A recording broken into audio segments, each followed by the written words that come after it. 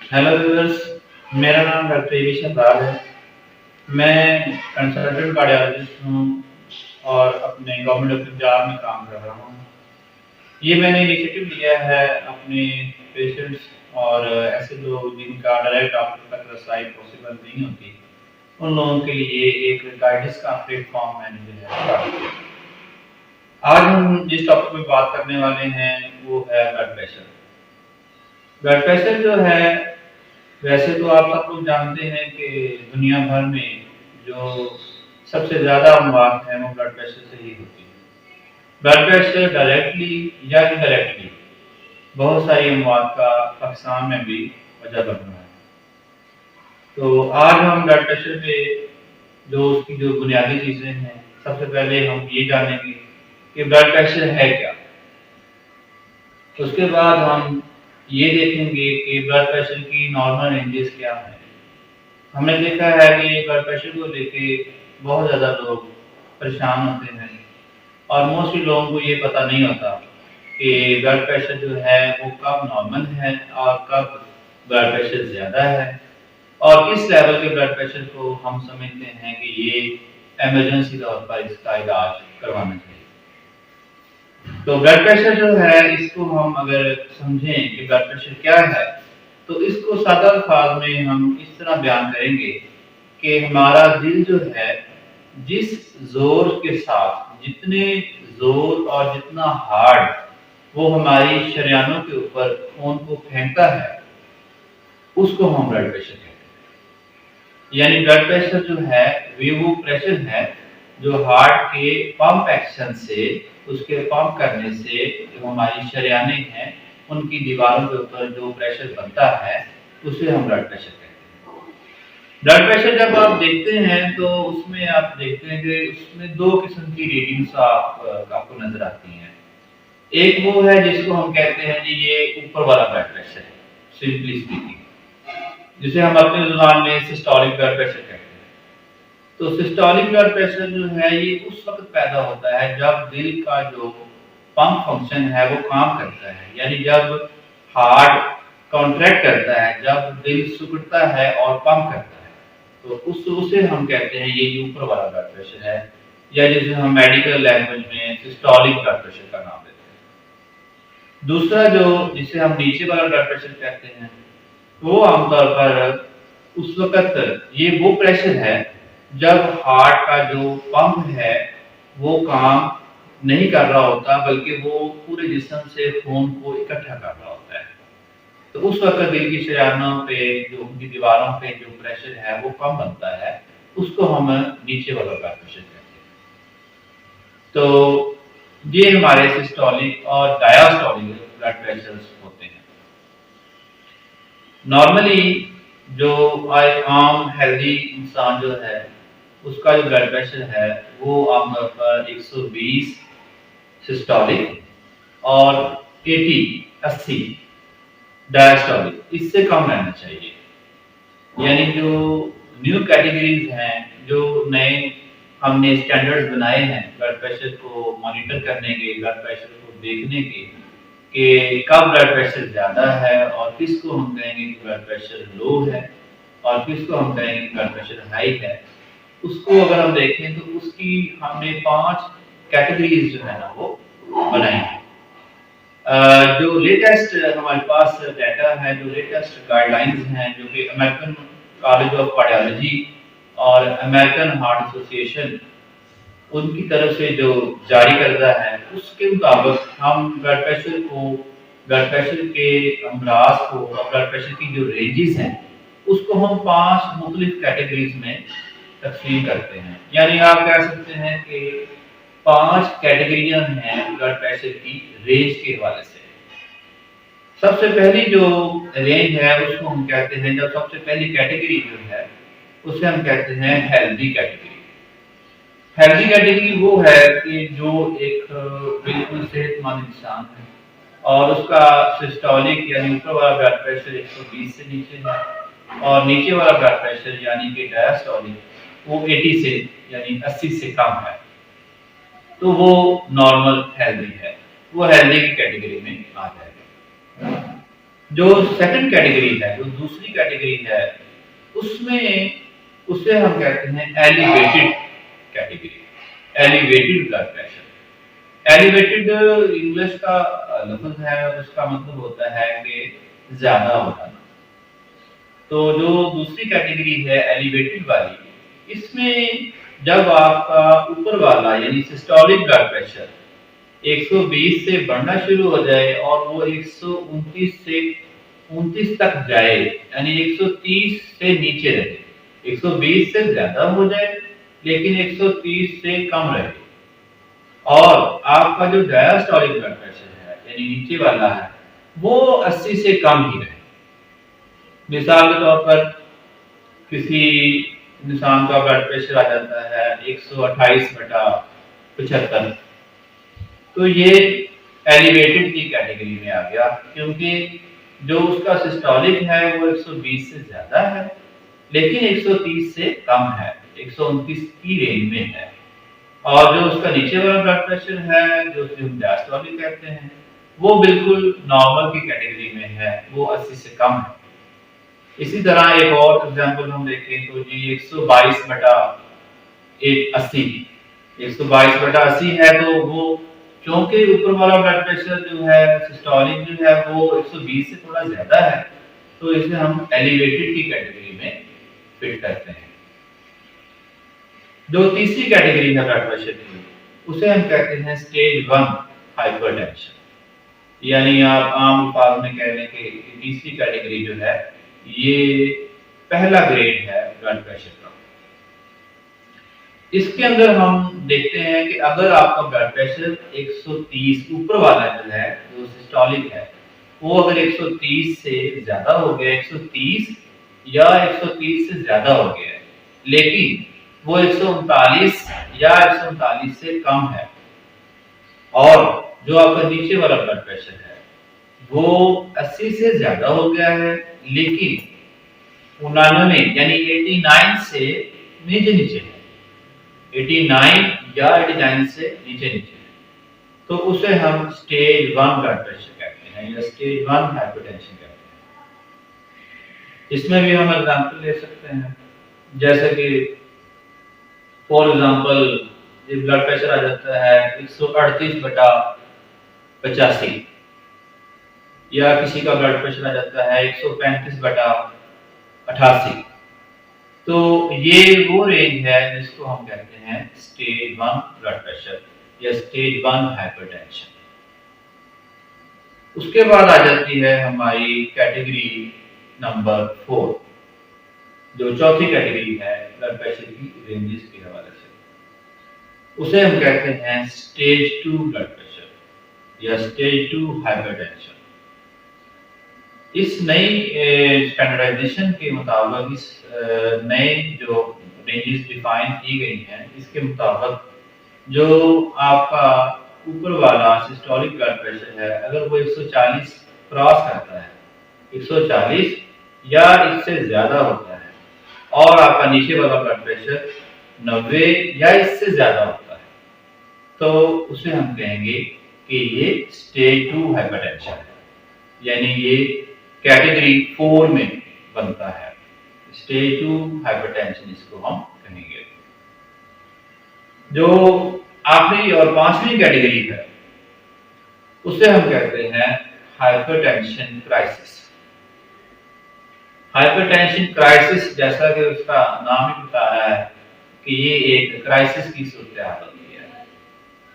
तो इस hypertension crisis हम कब कहते हैं, जब किसी भी बंदे का ऊपर वाला यानी सिस्टोलिक ब्लड प्रेशर 180 या इससे ज्यादा हो जाए और उसका नीचे वाला ब्लड प्रेशर जो कि डायस्टोलिक है वो 120 या इससे ज्यादा हो जाए। मिसाल के तौर पर अगर किसी का ब्लड प्रेशर आ जाता है 190/128 या किसी का ब्लड प्रेशर आ जाता है 200/130, तो ये दोनों कैटेगरीज ऐसी हैं जो कि हाइपरटेंशन क्राइसिस के ज़ुमरे में आती है। यानी अगर हम थोड़ा सा इसको दोबारा रिवाइज करें तो हाइपरटेंशन को हमने रेंजेस के हिसाब से 5 कैटेगरीज में तकसीम किया हुआ है। पहली कैटेगरी है हेल्दी, मतलब उसका ब्लड प्रेशर 120/80 से कम है, वो नॉर्मल है, वो बिल्कुल हेल्दी है। दूसरी कैटेगरी है एलिवेटेड। एलिवेटेड में उसका जो सिस्टोलिक है, ऊपर वाला ब्लड प्रेशर जो है वो 120 से ज्यादा है, लेकिन 129 तक है, 130 भी नहीं है, 129 या इससे नीचे नीचे है। लेकिन जो उसका नीचे वाला ब्लड प्रेशर है वो 80 से कम ही है, तो वो एलिवेटेड की कैटेगरी में आ गया। जो तीसरी कैटेगरी है जिसे हम स्टेज 1 हाइपरटेंशन कहते हैं, उसमें 130 से आपका ऊपर वाला ब्लड प्रेशर ज्यादा है, 130 या 130 से ज्यादा है, और 139 तक है, 40 नहीं, 139 तक है। और जो आपका नीचे वाला ब्लड प्रेशर है वो 80 से ज्यादा है, लेकिन 89 तक है, मतलब 90 नहीं है, 90 से नीचे नीचे है, तो वो अब आपका हो गया स्टेज 1। चौथी कैटेगरी जो है उसमें आपका जो ब्लड प्रेशर है ऊपर वाला 140 या 140 से ज्यादा है, और जो नीचे वाला है वो 90 या 90 से ज्यादा है। पांचवी कैटेगरी जो है जिसको हमने कहा हाइपरटेंशन क्राइसिस, तो उसमें आपका जो ऊपर वाला ब्लड प्रेशर है वो 180 या 180 से ज्यादा है, और जो नीचे वाला है वो 120 या 120 से ज्यादा है।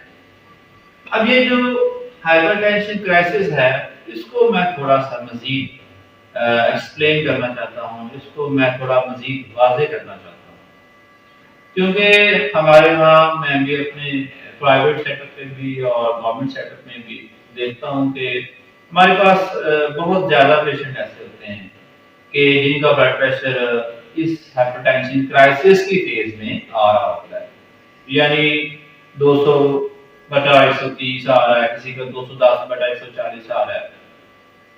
तो हमारे यहाँ इसकी बहुत बड़ी वजह ये भी है कि हम लोग बहुत सारी, जिस तरह हमारी आदत है, तो उसमें एक आदत ये भी है कि हम बीमारियों को बहुत ज़्यादा इग्नोर करते हैं। ब्लड प्रेशर जो है इसको भी बहुत ज़्यादा इग्नोर किया जा रहा है। और दूसरी जो इसमें मेरे ख्याल में जो वजह है वो हम लोग अद्वियात के साथ, जो दवाइयाँ हमारे मौलवी ने हमें लिख के दी होती हैं, उनके साथ उतना ज़्यादा हम अटैच नहीं होते, उतना ज़्यादा स्ट्रिक्ट नहीं होते जितना कि ज़रूरत होती है। यही वजह है कि हमारे यहाँ अक्सर हम अपने क्लिनिक्स पे या हॉस्पिटल्स में देखते हैं तो हमें एक बड़ी तादाद ऐसे लोगों की मिलती है कि जिनका ब्लड प्रेशर ये हाइपरटेंशन क्राइसिस यानी 5वीं कैटेगरी में हमें नजर आता है। इसमें थोड़ा सा मैं आपको इज़ाह करना चाहता हूँ कि इस हाइपरटेंशन क्राइसिस की फेज में जो भी पेशेंट आता है, जरूरी नहीं है कि उसको फौरी तौर पर इमरजेंसी तौर पर उसका इलाज करना और उसको इमरजेंसी बुनियादों पे उस बीपी को बिल्कुल ठीक करना फौरी तौर पर जरूरी होता है। ऐसा बिल्कुल भी नहीं है।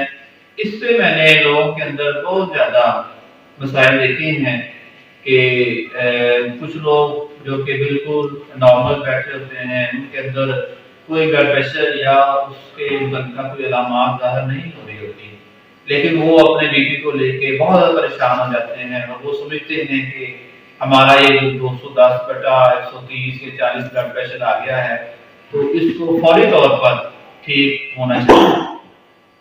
दूसरी तरफ दूसरी कैटेगरी भी है जिसमें ऐसे लोग भी हैं कि जो जिनको मसाइल हो रहे होते हैं ब्लड प्रेशर की वजह से, ब्लड प्रेशर भी उनका इतना ज्यादा होता है, हाइपरटेंशन क्राइसिस की फेज में होता है, लेकिन वो इसको इग्नोर कर रहे होते हैं और उसमें जरूरत होती है कि फौरी तौर पर इसको मरीज को दाखिल कर लिया जाए, उसका ब्लड प्रेशर फौरी तौर पर ठीक किया जाए, लेकिन वो भी इसको इग्नोर कर रहे होते हैं।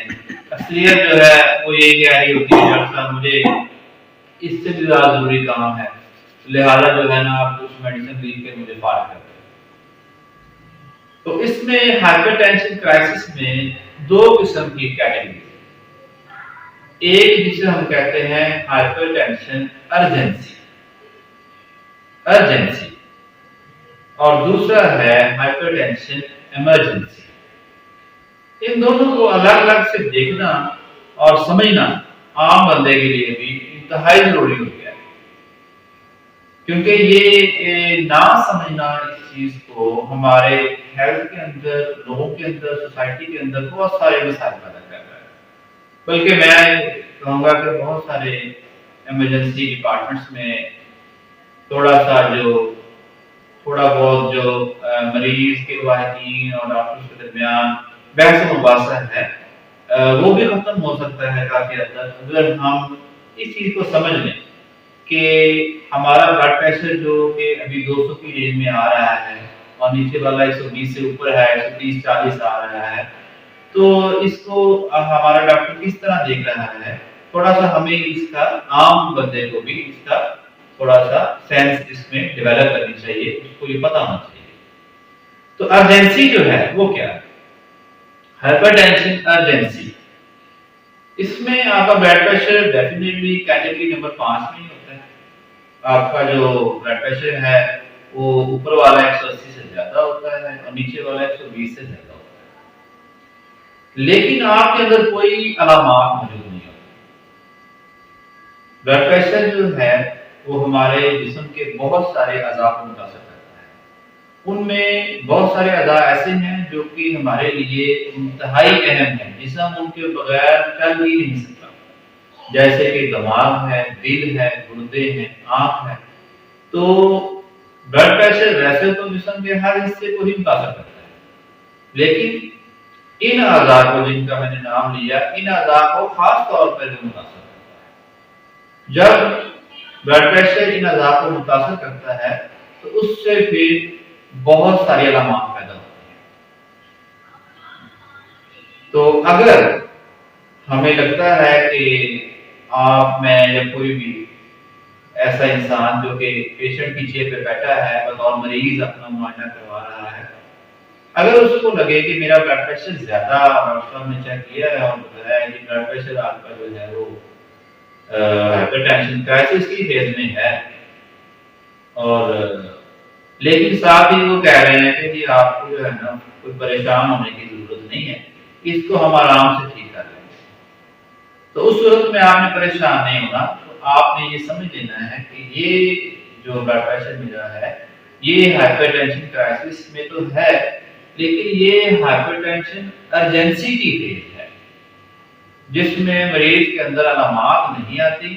मरीज किसी और मसले से डॉक्टर के पास जा रहा होता है, जैसे किसी का गला खराब हो गया तो वो डॉक्टर साहब के पास गया, तो डॉक्टर साहिबान जो है वो उसको रूटीन में ब्लड प्रेशर वगैरह चेक करना रूटीन में शामिल होता है। तो वो आप ब्लड प्रेशर के लिए नहीं गए होते, लेकिन आप गले की मेडिसिन या पेट मोशन लग गए, पेट में दर्द हो गया, गर्दन में दर्द हो गया, तो आप किसी और मसले के तहत जाते हैं, लेकिन आगे वो ब्लड प्रेशर का मसला निकल आता है। तो आप उसमें जब देखते हैं कि जी ब्लड प्रेशर तो मेरा बहुत ज़्यादा है, लेकिन डॉक्टर साहब जो है वो तो इस पे तवज्जो नहीं दे रहे। तो वो बेसिकली वो ब्लड प्रेशर होता है कि जिस पे फौरी तौर पर ठीक करने की ज़रूरत नहीं होती। हाइपरटेंशन अर्जेंसी में दोबारा मैं वाज़ेह करूँ कि इसमें आपके अंदर कोई अलामात मौजूद नहीं होती। कोई सर दर्द नहीं होता, कोई सांस का मसला नहीं होता, कोई सीने में दर्द नहीं होता, या कोई शादत हो या कोई और ऐसा प्रॉब्लम नहीं होता। आप बज़ाहिर जो है बिल्कुल फिट और हेल्दी फील हो रहे होते हैं। तो इसे हम हाइपरटेंशन अर्जेंसी कहते हैं। इसमें जो हमारा गाइडलाइंस है, जो एक डॉक्टरी तरीकाकार है, उसके अंदर ये कहा जाता है कि ऐसे ब्लड प्रेशर में सिर्फ आप उस वक़्त 25% ब्लड प्रेशर डाउन करें। सिर्फ टोटल ब्लड प्रेशर का 25% ठीक कर दें। बाकी ब्लड प्रेशर जो है उसके लिए मरीज को अद्वियात लिख दें और कोशिश करें कि उसको आहिस्ता-आहिस्ता ठीक किया जाए। उसकी वजह ये है कि हमारी जो खून की नालियाँ हैं, जो हमारी शरेयानें हैं, जब हमारा ब्लड प्रेशर बढ़ना शुरू होता है, तो वो जो हमारी शरेयानें हैं, वो एडजस्ट कर लेती हैं हाई ब्लड प्रेशर के साथ। इस एडजस्टमेंट में उनको थोड़ा-सा टाइम लगता है। तो बिल्कुल वैसे ही अगर हमें उस ब्लड प्रेशर को नॉर्मल करना है, उसको नॉर्मल की तरफ लेके आना है, तो हमें दोबारा अपनी उन शरीयानों को, उन खून की नालियों को टाइम देना होगा ताकि वो नॉर्मल ब्लड प्रेशर के साथ एडजस्ट कर सके। तो अगर हम ऐसे किसी मरीज का जो कि हाइपरटेंशन अर्जेंसी में है, इमरजेंसी में नहीं है, अगर ऐसे मरीज का ब्लड प्रेशर हम फौरी तौर पर ठीक करने की कोशिश करेंगे तो बेसिकली हम उसका फायदा नहीं कर रहे होंगे, हम उसका नुकसान कर रहे होंगे।